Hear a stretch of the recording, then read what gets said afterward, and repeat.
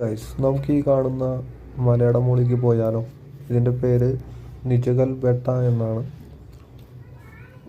അപ്പോൾ ഞങ്ങൾ ആ സ്ഥലത്തേക്ക് പോവുകയാണ്.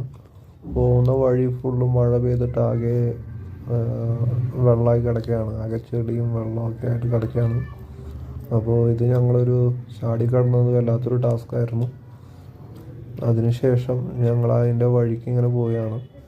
ആ വഴിക്ക് പോകുമ്പോൾ എൻ്റെ തൊട്ടടുത്ത് തന്നെ കോളിഫ്ലവർ കൃഷി ചെയ്യുന്നത് കാണാൻ സാധിച്ചു. അതുകൂടാതെ തന്നെ വഴിക്ക് പോണ സമയത്ത് മുകളിൽ നിന്ന് ആൾക്കാർ വരുന്നതായിട്ട് കാണാൻ സാധിച്ചു. പിന്നെ കാണുമ്പോൾ വലിയ വലിയ പാറകളാണ്. നമുക്ക് അതിശയം തോന്നുന്നത് ഈ പാറകൾ എങ്ങനെയാണ് ഇങ്ങനെ നിൽക്കണേന്ന് നമുക്ക് തോന്നും. ഭയങ്കര ഒരു അത്ഭുതമായിട്ട് തോന്നും. കാരണം വെള്ളിക്കാട്ട പാറകളാണ്. ഈ പാറകൾ നിൽക്കുന്നത് കാണുമ്പോൾ തന്നെ പേടിയാവുന്നു.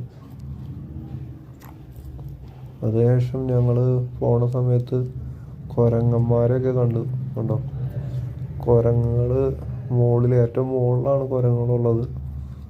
അവരവിടെ ആർത്തുല്ലസിക്കുകയാണ് അവിടെ.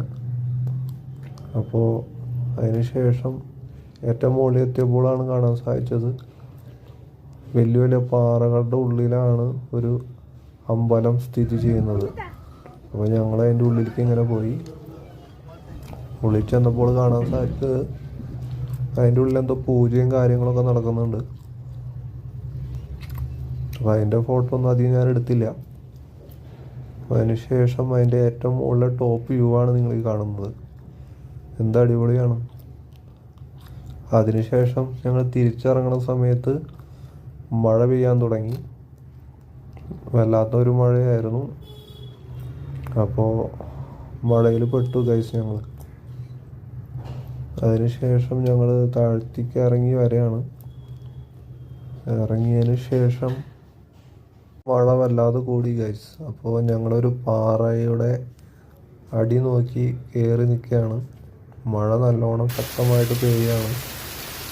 അപ്പോൾ ഇനി മഴ മാറിയിട്ട് വേണം ഞങ്ങൾക്ക് പോകാനായിട്ട്.